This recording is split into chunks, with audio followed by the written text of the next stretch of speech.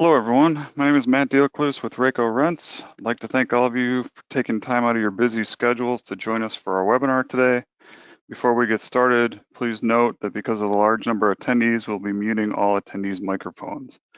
If you have a question, there's a chat tool built into GoToWebinar. Please enter your question. We'll try to get it answered at the end of the presentation.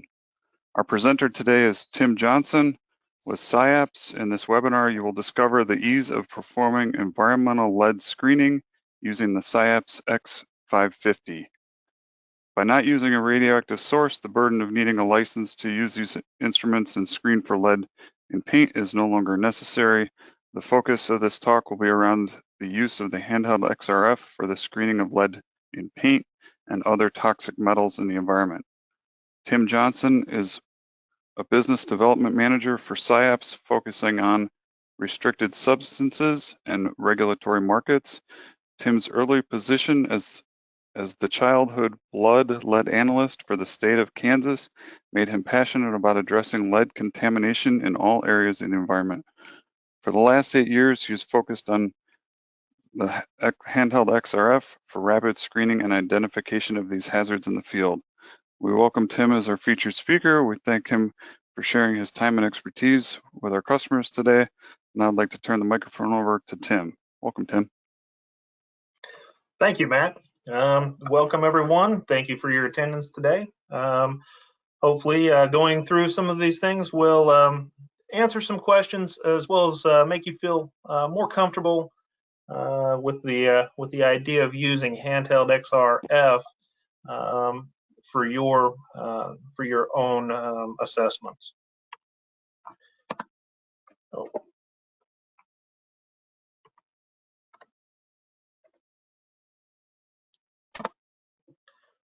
Let's start off with what you guys already know. Toxic elements are everywhere, right? They're in the food, they're in the water. Toys, there's been several recalls in the last several weeks. Whether it be anything from children's clothing to sippy cups, and this is of course regulated by CPSC. Obviously there's lead in soil. It had to come from somewhere, and that's how it gets into our food supply and water supply and toys. And also then lead paint. For years and years, people just put lead in the paint to make the colors more vibrant, to make the paint last longer. That practice was stopped in about 1978. Okay, there are a couple of ways you can analyze for this thing. Typically, a lot of people would go to the laboratory and run it by AA, ICP mass spec. This does give excellent results. However, typically you're looking at a turnaround time of a week or two. And when people are in a situation of wanting to know right now, a week or two can be the longest week of their life. So taking it out into the field, handheld XRF has been around since the late 90s, 1990s. There are many models on the market that are set up. Most of them are set up to do very specific analyses. The nice part about these handheld XRFs is your results are going to be nearly instantaneous. Anywhere from 3 seconds for a very basic to maybe a minute to 2 minutes for some of the more advanced, particularly the low-level toxins in soils.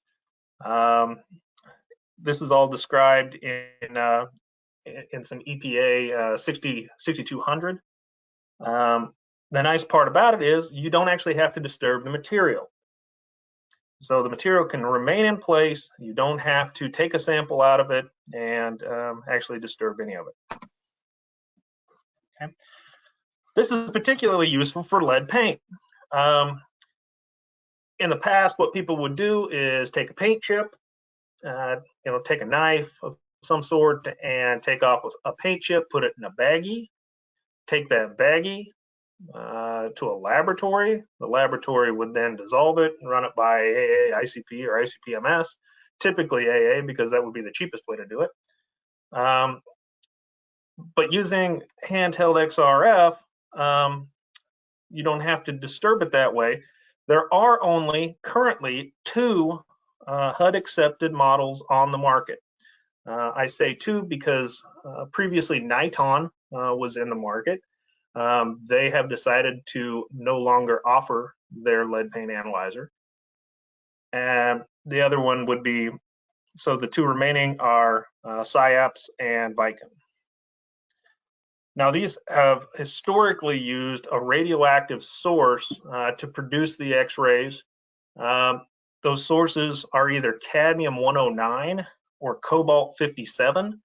And this is where people kind of get the little jumpy, having radioactive materials floating around in their homes, cars, offices, tends to make people a little jumpy. And also the cost of owning can be a little bit prohibitive. The cost of that ownership has also made it difficult to rent due to regulatory issues and stocking concerns. What do I mean by that? Radioactive sources all have to be replaced.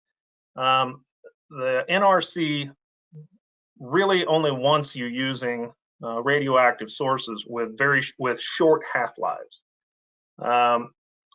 So the cadmium-109 source has a 461-day half-life. The cobalt-57 has a 272-day half-life.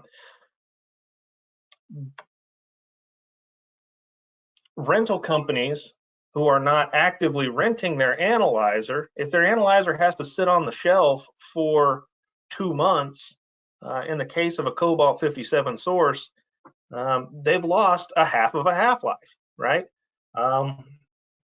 And that is not cheap to replace. So the average price to replace a cobalt-57 source is around $3,800. A cadmium-109 source is closer to $8,000. So rental companies had to have these things rented at all times in order to be profitable and not really be losing money. Also, a lot of shipping companies really don't like to accept the radioactive materials, so it made it very difficult to move them around to various locations in the country. Until very recently, you could not cross state lines with a radioactive material legally. So we came up with a solution available at RAECO Rents. The SciAps X550. This is, in fact, the only HUD-accepted lead paint analyzer that does not contain any radioactive material. Okay, there is no radioactive material in this instrument. If you hit the wrong button, it gets mad at you. Okay, so why would you do that? No radioactive materials. It has HUD-accepted PCS sheets at 0.5, 0.7, and 1.0 milligram per square centimeter with no inconclusive ranges. For those of you who have to go to various and assorted places, if you're going to be doing a job in, say, Milwaukee, Milwaukee has a regulatory limit of 0.7. If you were doing work in New York, New York has a regulatory limit of 0.5. Most of the country remains at 1.0, but that can change, and we've seen that it does in fact change somewhat regularly. So also we experience fewer regulatory burdens. These instruments can be picked up and carried on to an airplane and flown as a piece of carry-on luggage. You can also check them, although if you saw the price tag, you probably wouldn't want to have baggage handlers playing with it. And the X550 can also do soils, alloys, and lead and paint using the same instrument. And actually, RAECO has that instrument to do soil, alloy, and lead paint in a single instrument.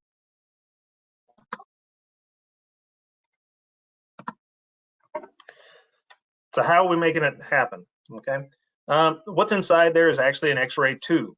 The tube uses either a gold or a rhodium anode to produce the X-rays for excitation. Okay. Because we don't have a radioactive source, we don't have to worry quite as much about accidental irradiation, and therefore it doesn't use a proximity button, which if you have used any of the others in the past, understand that that can be a little bit of a pain. If you don't have it properly depressed, then it will immediately stop the test. We instead use what's called a backscatter proximity. If it does not, it will send out one X-ray. If it does not receive a response X-ray back, it will shut the instrument off and tell you that there is no sample, and you will not be able to move on unless you clear the error, which means you have to touch the X. Some of you, I'm sure, are saying, I'm pretty sure I've heard this before, and some of you would be right. Back around 2006 or so, Innovex released a tube-based analyzer. It also had a PCS on it. That PCS actually had a fairly large inconclusive range around the action level of 1.0, which was the only PCS that it had on it. I believe the inconclusive range was around 0.6 to 1.2. So if it fell within that, then you would not be able to know if it was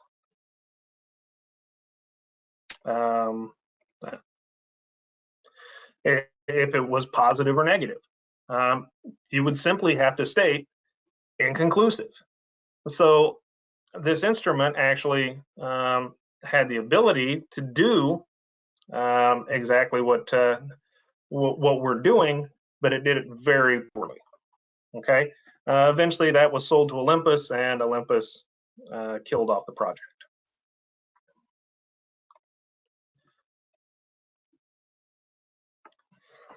So the new technology actually brings improved performance.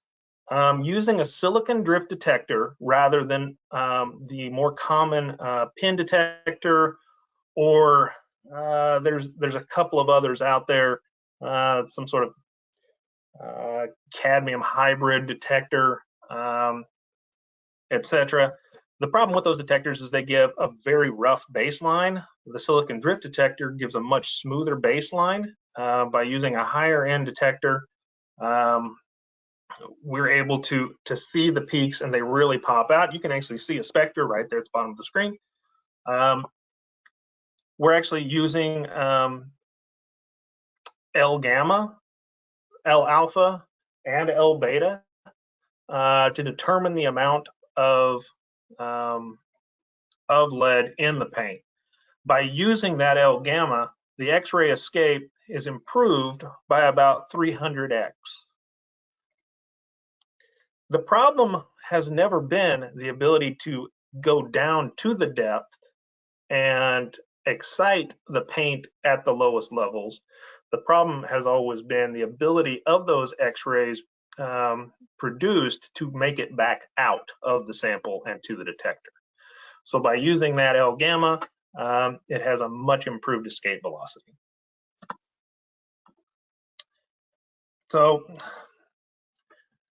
this is going to be basic for some of you, and others are sitting there saying, what the heck is a PCS? PCS is simply a performance characteristic sheet. Okay, it shows how well that instrument is able to determine lead concentrations in paints on different substrates and at different depths. Okay, so for example, most instruments are very, very good at being able to determine surface lead. So if it's a single layer of paint and the lead's right on the surface, well, that's pretty easy. The difficulty comes when it's actually been painted over way too many times, and I'll show you an example of that here in a little bit. And usually it's been painted over with non-leaded paint. So being able to get through those layers of non-leaded paint to get down to the leaded paint is where the PCS challenge comes in. Now, the PCS is run by a third party. Everybody uses the same third party. There's only one company that does it. Once they have their results, they file that and they publish it with the U.S. Department of Housing and Urban Development. The companies have no hand and cannot therefore fudge any numbers. So what you see is what you get. Why would you care if that is a good PCS or not? The PCS shows if there's an inconclusive range. Okay, so if you were doing a reading and it fell within that inconclusive range, the only thing that you could do is state inconclusive, and then you take a paint chip, and then you send it to the lab, and then you wait. And then we get into that whole 1 to 2 week turnaround time for labs. So using an instrument with an inferior PCS is essentially just wasting your money. You've paid for something to be able to tell you results immediately, and it doesn't work. I don't even want to think about how many of you would scream about that one. So there's a lot of discussion on this. Are radioactive materials really that big a deal? I'm going to say this. All of the instruments on the market are well shielded and should be considered safe. Okay. That said, as a renter, you need to ask some questions. How old is the source in that instrument that I'm trying to use? We discussed half-lives a little bit ago. If that source has gone through 3 half-lives, okay, when it was brand new, that source was able to do the analysis in 6 seconds, okay? After the first half-life, it takes 12 seconds. After the third half-life, you're up to 24 seconds or more. So as a renter, you need to be asking, am I okay with something that might take me 30 seconds of standing there pressing an instrument up against a wall and holding my arm in the same position so that the proximity button doesn't get moved and fail? Or do I even want to deal with that?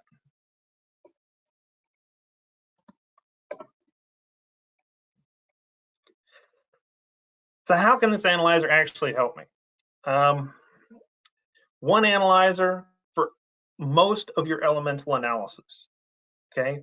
Rather than carrying one case to look at lead paint and another to go out and analyze the soil, you can just carry a single case to do soil and paint.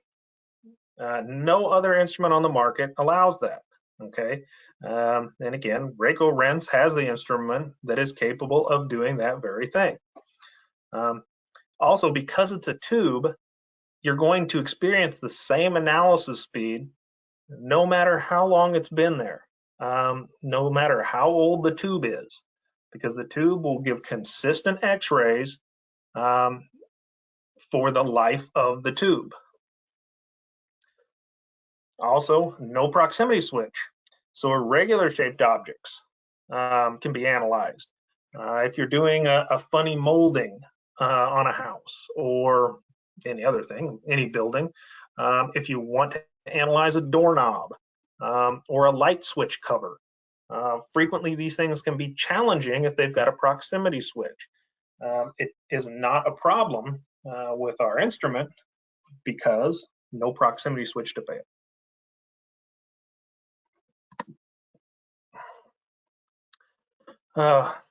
The age-old question, and I'm sure a lot of you have this question.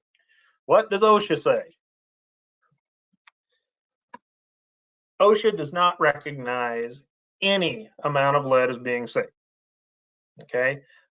If there is any amount of lead, it is considered leaded, detectable lead. Well, so my instrument didn't see that there was lead there. Does that mean it's not detectable lead? OSHA also does not recognize any handheld technique as being confirmatory for lead-free.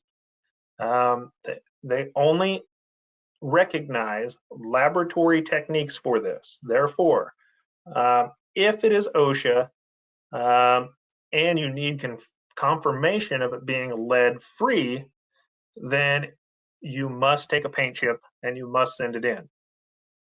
Now, the handheld XRF can be used to help you out to determine the levels of PPE required. If it is in fact leaded, the handheld XRF is confirmatory for being leaded, but not confirmatory for being lead-free. I will withhold my judgments on OSHA. So is it really as easy as I'm talking about? We went to a 100-year-old church in Massachusetts. Okay, one click on the trigger. That's actually a picture of the paint on the church. The analysis time took all of 6 seconds. That is pretty thick paint. It is rather deteriorated, and I don't know whose hand that is, to be honest with you. Okay. And here's the results that we saw. This is the actual spectra on the right from that analysis. You can see that it is a very low signal, but one of the peaks actually sticks out very well. That is the L gamma peak. And that peak allows the analysis to actually happen. This paint was nearly 1/4 of an inch thick. It had very high zinc, barium, and titanium oxides. Again, non-leaded paint on top of leaded paint. All the previous L-shell methods would have failed because there's no lead L alpha signal that's present. There's a very, very low L beta, and the only way that we could actually see that is using the L gamma.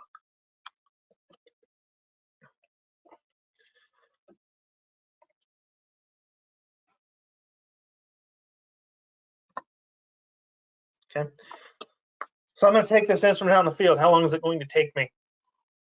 Well, startup time is about a minute. It takes me about 15 seconds to calibrate. Takes about 30 seconds to do the cal check. That might be a little bit pushing it. As far as that might be a little bit longer than what it would actually take. The question becomes if you are required to do 3 shots of the PCS cal check, which you are. Some locations require 3 shots of the blank, which actually takes a little bit more time. The lower the lead content, the longer the instrument takes. Okay, and then after that, you're off and running. This is what actually looks like on the screen. Okay, so you can see that this is the lead content. This is the depth factor. The depth factor is not a physical measurement. It's a ratioed measurement. But you can also see on the screen there, if you were to click through to some of these other things, you can see the actual spectra. That's where that spectra came from that I showed on the previous slide. You can take a macro picture of it, an actual large photograph of wherever you are and whatever you're actually analyzing. And then you can also add some test information, which is the far right circle with the little eye in it. So another thing that a lot of people, especially renters, get concerned about is, how am I going to get the data off of the gun?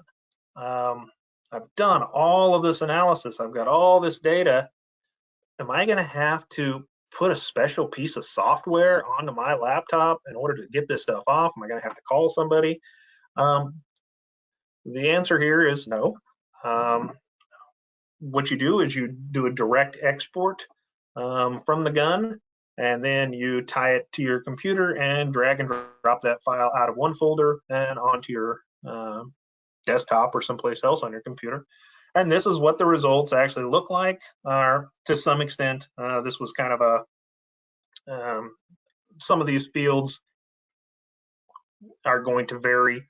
So you can see, room choices and rooms and job numbers and all that stuff to the right, that's going to be variable. But the stuff here to the left is the actual results that you would see. Very simple. Open it up in Excel, and you've got all of your data. So I'm going to try. I apologize. I was explaining to Matt earlier, I'm not great with the GoToWebinar, but I wanted to show you just a real quick demonstration here of the actual gun. So I'm going to click on my webcam, and I'd like to actually see what you guys are seeing, which for some reason I cannot.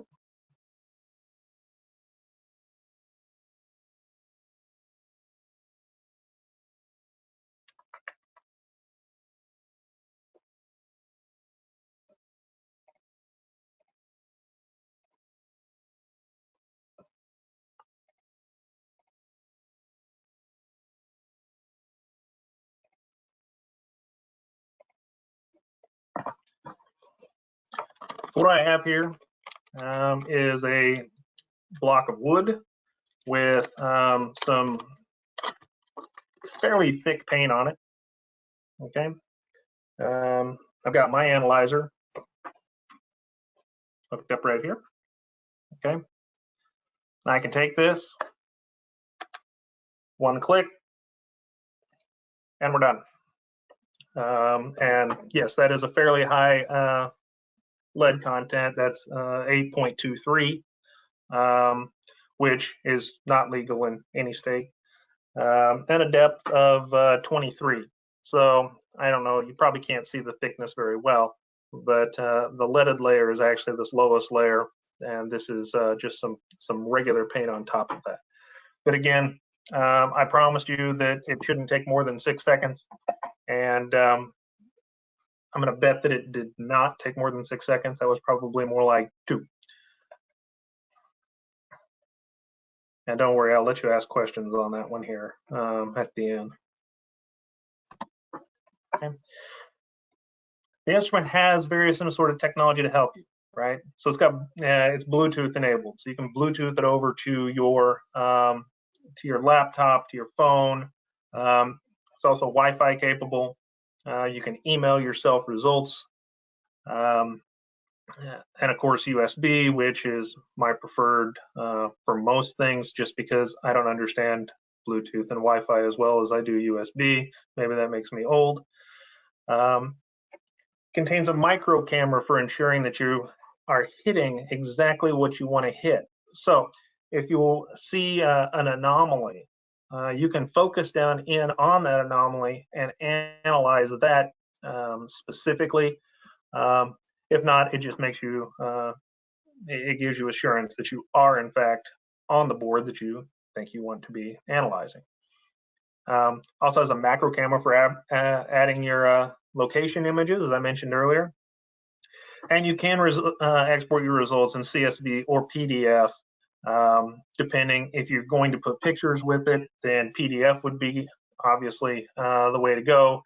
I don't know how you would get pictures into a CSV file. Excel tends to not really like that all that much. What about other elements?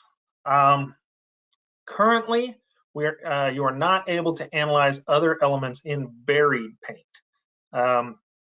So I know that some locations worry about cadmium in paint. There's some arsenic in paint situations and some chrome in paint. On a surface, we would be able to give you that number in parts per million in soil mode. But as far as the buried goes, the problem with buried is the same issue with the L alpha and L beta with lead, except when it comes to elements like cadmium and chrome, they don't have a strong line to pop out. They are fairly weak lines regardless, and getting down through the layers to a buried cad or chrome paint would be very difficult, and we're just not there yet. But again, if you were looking at the surface elements, you know, it was the top layer, or you chipped away down to a lower layer, which would of course require you to disturb it, you would be able to get a result for the other elements.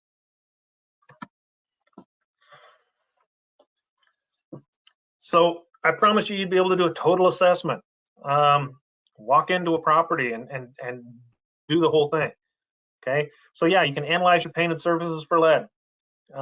Analyze the soil for lead and the RCRA 8 or 12 of the 13 priority pollutant elements. And even analyze water for lead. Big question, water really? Yes, this is not going to be a direct shot because you'd be looking at, I believe the regulatory limit for lead in water is around 8 parts per billion. That's way too low for a handheld XRF. However, Dr. Lieberman at Notre Dame has very good results with concentrating the lead from the water onto filters, and has actually developed kits to use with, well, specifically the SciAps XRF to be able to do these assessments and give you a very good result. And there is a citation there. I'm sure we can make these slides available for those of you who want to type that in and actually look at that citation. I know that these kits are available.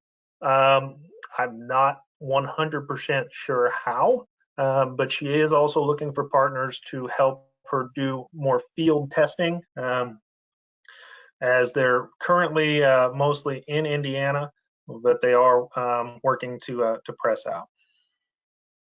Okay, so where do we go from here? Dust wipes.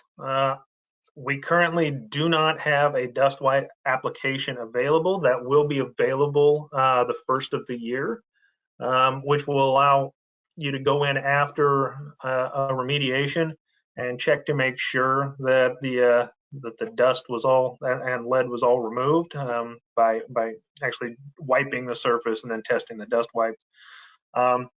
Air filters also on the docket. Air filter analysis has been done in the past to check for indoor air quality. You can check for all the priority pollutant metals on air filters. They get really good results. And then we don't know. Where do we go from there? And that's where I'm always looking for additional input from the field. What's important to you? And what you'd like to see, what would really assist you in doing your jobs. And with that, honestly, I move fairly quickly through my stuff. So, but I want to give you guys plenty of time for questions because I know that I've missed, well, probably a million things. Yeah, I've got a bunch of questions that are popping into the thing here, so I'll just start going through them. First one, an emerging concern for universities and public libraries is the toxic metals that were used in the pigments of books from the 18th and 19th century. Can XRF be effectively, can it be used effectively for non-destructive testing of these books? Yes, absolutely. That's actually one of the other, it's called archaeometry.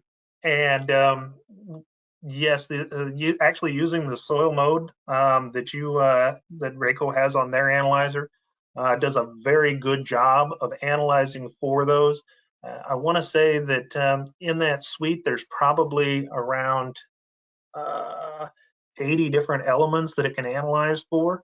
And not only can they use it to find toxins, but they can also use it to determine and essentially age the book to make sure that if it says it's a first edition, that the elements are correct for it to have been that time period. All right. Next question is, what is AA? Oh, AA is atomic absorption spectroscopy. What they do is they actually they liquefy a sample and they aspirate that liquid into a flame and look at the characteristic light that is put off from the element as it's being burned. Okay. Do you need a state-specific certification to perform lead paint exposures? It depends on the state. Normally, if you are going to be a lead risk assessor, there is a class from states that you need to take. So the answer is probably yes. They're like a 2 or 3 day course to be able to do that professionally and actually submit the results. So, but every state is a little bit different on that. I would check out your state health department, Department of Health and Environment page. Okay. What other metals / chemicals can be detected and identified with this instrument? Oh my. I wish I could show you my analyzer. I mean, when it comes to metals, the alloy mode on there will tell you the identity of pretty much any alloy. When it comes to, I'm just going to pull up my display preferences and let you know. Oh my. So in the soil mode, you can detect essentially any element that is a higher molecular weight than sodium. So magnesium and heavier. Anything below that, you would need another technique. But pretty much any element beyond that, up until you hit the rare earths, the heavy rare earths, can be a little bit of a challenge, just because the power isn't quite there. But everything in between. All right. Let's see. There is OSHA letter of interpretation saying XRF analyzer is not reliable, detecting very low level of lead. It is not recommending use for negative identification. I'd like to know your comments. Correct. So OSHA does not recognize a handheld XRF for use in determining lead free. That's where we would be talking about low level. I don't know where that's going to go. There's been an argument about them.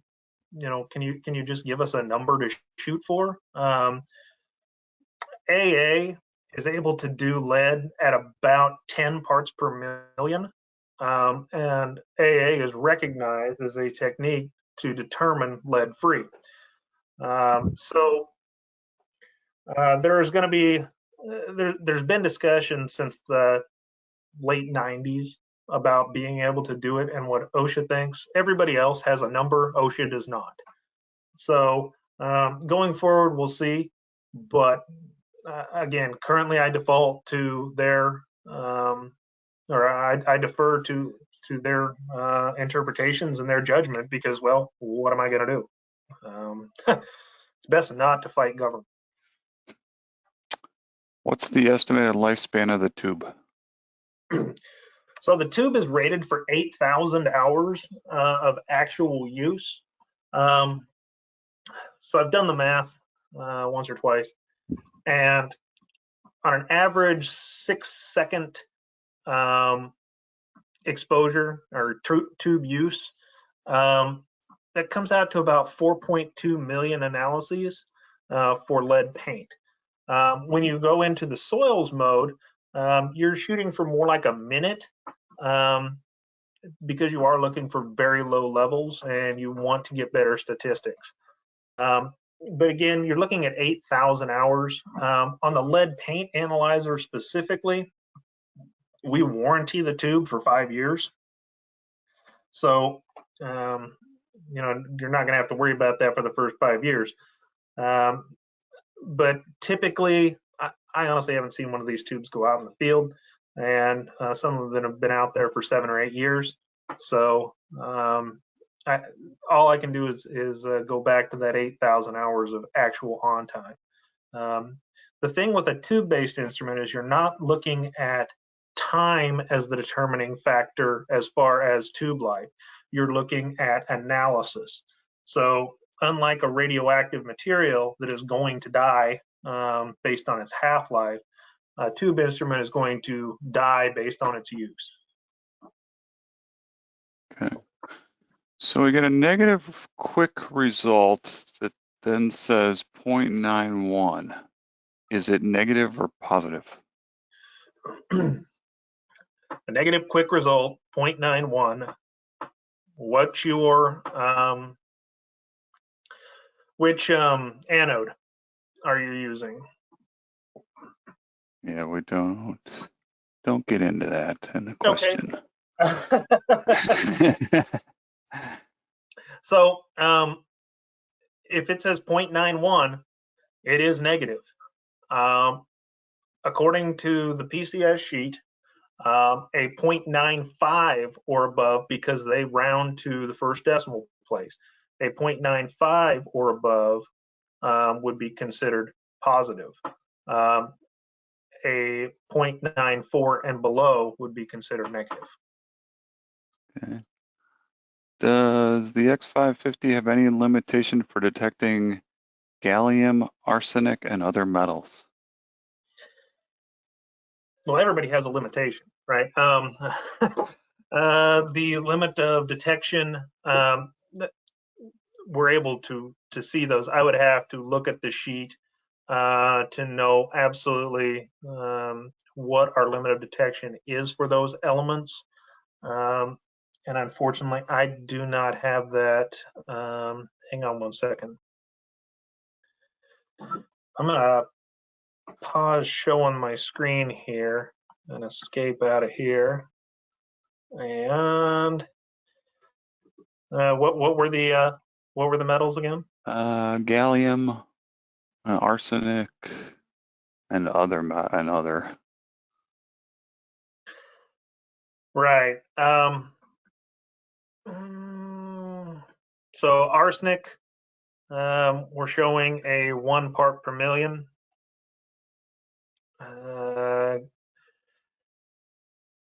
Gallium, I don't have it written down. Judging by where it is in the periodic table, you're going to be somewhere around 20 parts per million for a limited detection.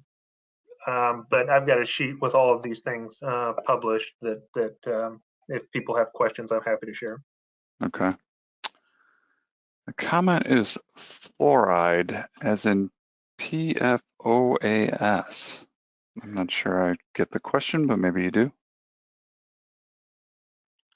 Maybe it does. PFOAS. PFAS. Oh, polyfluoral. Those are plastics.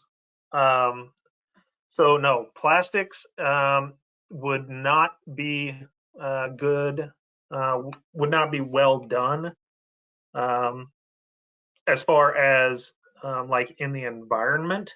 If you're looking for the polyfluorinateds in the environment, the detection limits are not going to be good enough to get down there. If you're looking at like heavy metals in PVC, then yes, that's something that could be done with XRF. Okay. Next one I'll answer. They're asking about the points for continuing education, I'll send out a cert. I think it goes out a minute after we're done here. Okay. And if you need anything else from that, let me know. I can redo a different cert. Are there concerns about exposure to X-ray radiation? No, they're not. It's been shown in many studies that the use of one of these properly, meaning you're not like intentionally placing it against your skin and pulling the trigger, your exposure limits or your exposure levels are going to be less than what you would receive just by living at high altitude in the U.S. So the exposures are very low. I've still we still have dosimetry that we use, and I've never had one come back above baseline. So it's never higher than what my my control ring actually shows. So very safe. How useful would this be for CAM17 sampling? Ooh, I'm gonna have to Google that. Yeah. I don't know the answer to that.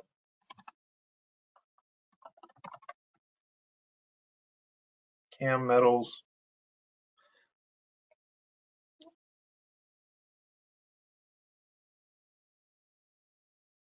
Mm-mm-mm.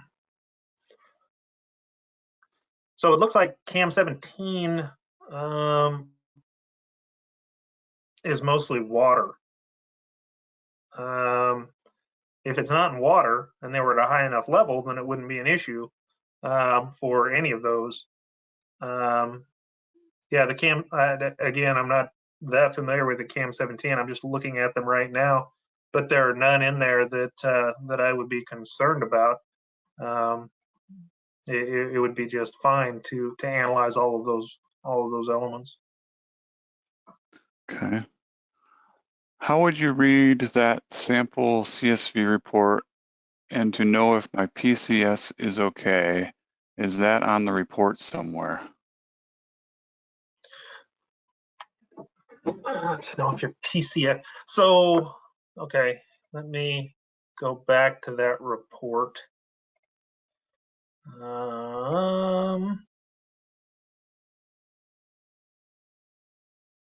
Pull that back up. And go ahead and okay, can you see the report now? No, Or we're is it still still paused? questions. Okay. Oh, there we go. Yep. All right, we're back. Mm-hmm. Okay. So looking at this report, first off, on the far left side, date, test number. That's just a sequence. It got a little bit tight in here on my pass fails, but you can see if you look at that first line, PCS Cal reads at 1.06. And the PCS states that when starting up, the average of 3 shots must be between 0.8 and 1.2. So this is actually a 1.04 standard that we're shooting. Came back at 1.06. You would be able to look down through there. Now, when I'm looking at this, this is not a report that I would actually be putting out. When you start up the gun requires you to run a PCS cal check. You can't get around it. You must shoot it 3 times.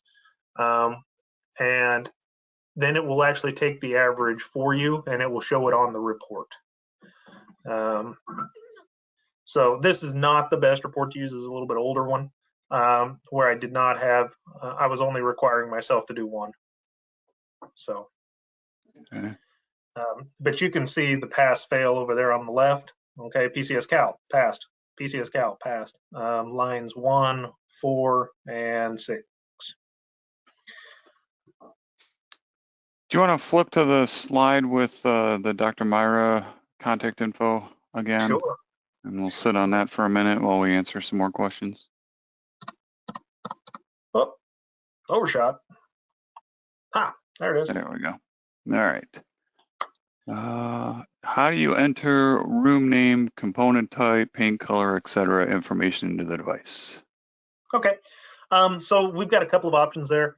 You can either create your own, or I can send you a canned test info field. And the gun can be set up to where as soon as you click that trigger, it prompts you to enter the test information. You can either enter it using the keyboard, or you can enter it using drop-down menus. It just depends on how you want it set up. You know, with all things, if you need assistance or would like extra assistance on that, the guys here at RAECO know how to contact me directly, and I'm happy to help either create a file for you to be able to do it your way, or give you some assistance on how to do that.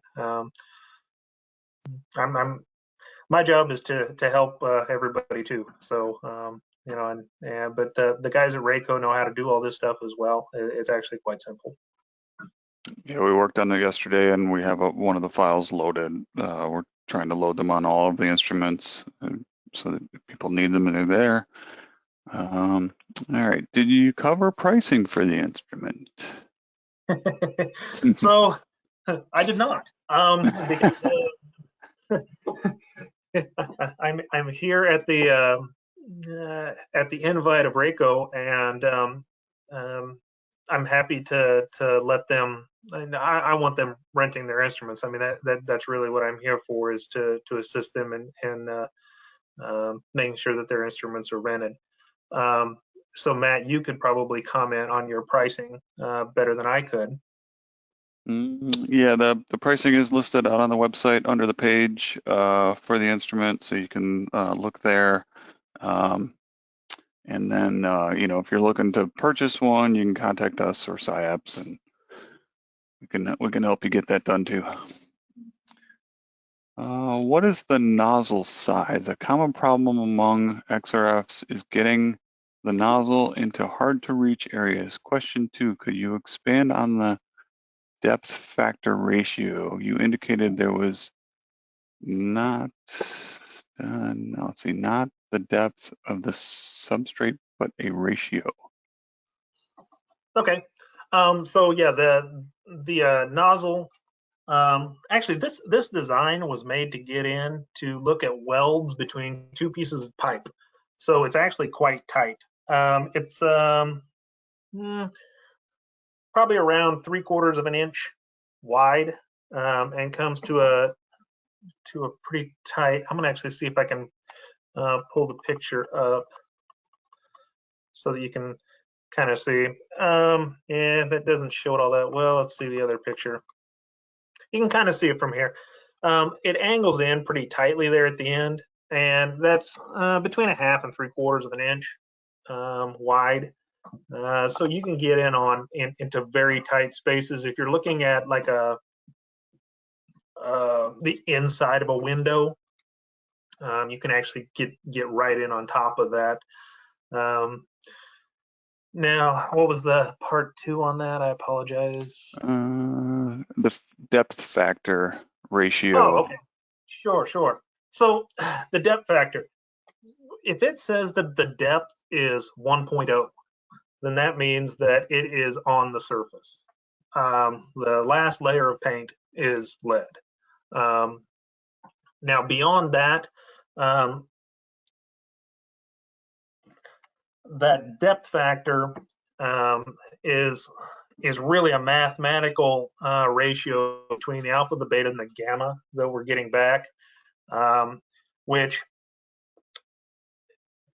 if I shot a piece of plastic siding, and it had lead paint on the house below it. So there was no lead in the siding, and the lead paint was, they actually just used the siding to cover up the lead painted house. My depth factor there was 300. So it just gives me an idea of, am I dealing with this on the surface, or am I dealing with this very deep? 300 is about the largest I've ever seen, but the actual number is really just giving you an idea of, is it right here on the surface, or am I looking at, like, you know, the original paint job that was done? Okay. When you do field calibrations required by HUD, do these results show up in the calibration tests on the spreadsheet like they Yes, did? they do. Yes, they do. Are the regulations covering the use of this XRF, are there regulations covering the use of this XRF in Pennsylvania?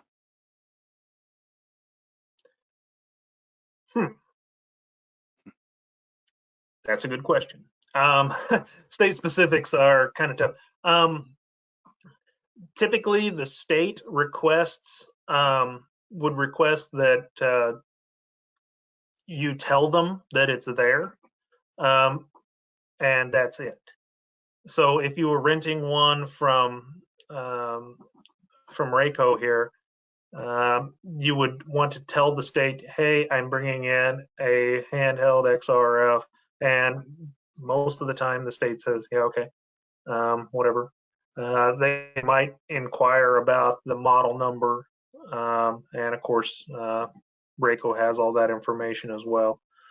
In most states, it is required to if you are owning it, it is required that you register it with the state. But as far as who uses it and what they're actually using it for the most part, the states, none of the states really talk about that at all in their regulations. Okay. You said OSHA doesn't recognize use of XRF for exposure analysis. Can the X550C at lower level than the AA lab technique? I'm really trying not to get myself in trouble with OSHA today. The answer is it depends. On deeply buried, I can't tell you 100% that we are able to see below 10 parts per million. And that's kind of where I'd have to leave it. On the higher layers, then the answer to that is yes. At the buried, we just haven't done enough testing to know for certain, and so I'm going to withhold further comments until we have more OSHA discussions. How did you determine the metals in the Massachusetts church paint? Oh, as far as the barium and zinc and the titanium oxide on the top side? Yeah, I would assume so. Those were done with just using the soils mode to determine what the actual outer layers were, to figure out what the lower layer. I mean, we already know that the lower layer was leaded, but the outer layers, we were able to just switch it over to one of the other modes and look to see what other elements were in the paint. Okay. Can fluoride be analyzed with XRF? No. Simple enough. Well, right. So, and the reason is fluoride is a very light. It is below sodium. So what you would have to use on that is actually a LIBS, laser-induced breakdown spectroscopy, if you wanted to use a handheld to do that. The comment is, so you can use it as a qualitative tool, positive versus negative, and then run IH monitoring after that. I suppose so, yeah. Oh, right? well, yeah, I mean, yeah, so okay, sorry, that one took me a minute. Well, yes, so you can use it as an exposure tool, and actually there have been several letters to OSHA. This is a specific OSHA question. There have been several letters to OSHA describing how they were doing things using the handheld XRF to determine the levels of PPE required, or that they thought would be required for their hazard mitigation process. And then they actually used the air quality monitoring to collect the air samples to make sure that they were not in violation of the 30 microgram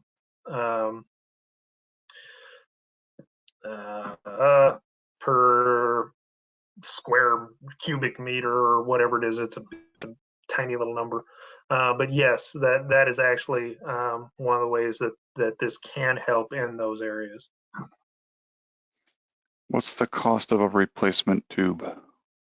So after the 5-year warranty period, the replacement tube is $3,500, which is lower than resourcing. Let's see. We do rent the XRF X550 per day per week. We have more of the lead paint units than just the metals RCRA, so just be aware the metals and RCRA is limited when you call for that one.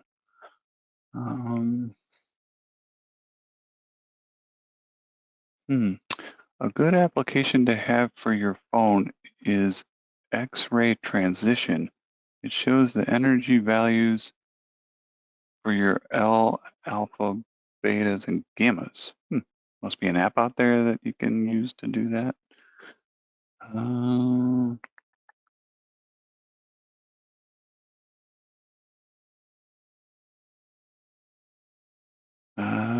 Asbestos in paint or scratch surface? Just a comment. Asbestos is no. Yeah. Let's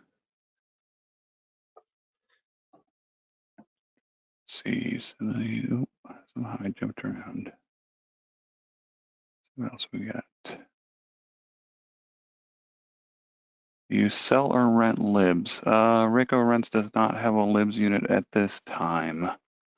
PsyOps, you sell libs? We do sell libs. We're actually the top libs supplier in the world.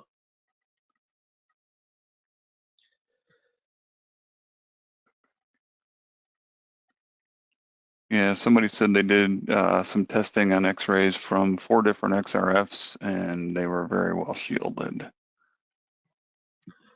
Yeah, again, XRFs, all of these are very safe, but there's a reason that everybody uses basically the same shape and design because it keeps the user safe. Any safety questions, you should be okay. What is the wavelength or energy of X-ray? I would have to know kilovolts and amps of the beam also to authorize from my facility. Oh man, hang on.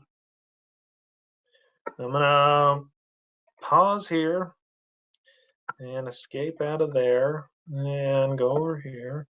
I can actually tell you that.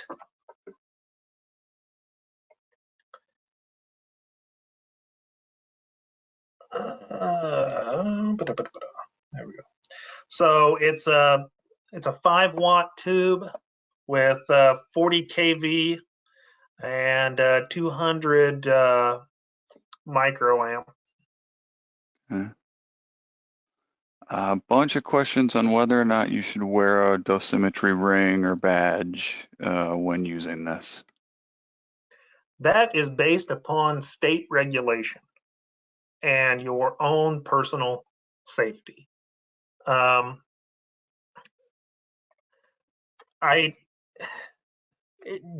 states decide those things, and it really varies state to state. Now, I will say this. Most states, after a given amount of time showing that no above limit dosimetry has been turned in, will allow you to drop that.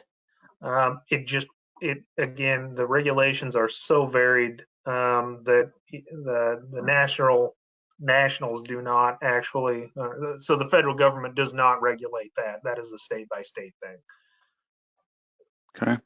All right, with that, we'll close. Tim, thank you very much for the presentation. If anybody has any specific application questions, feel free to call us at 866-RENT-EHS.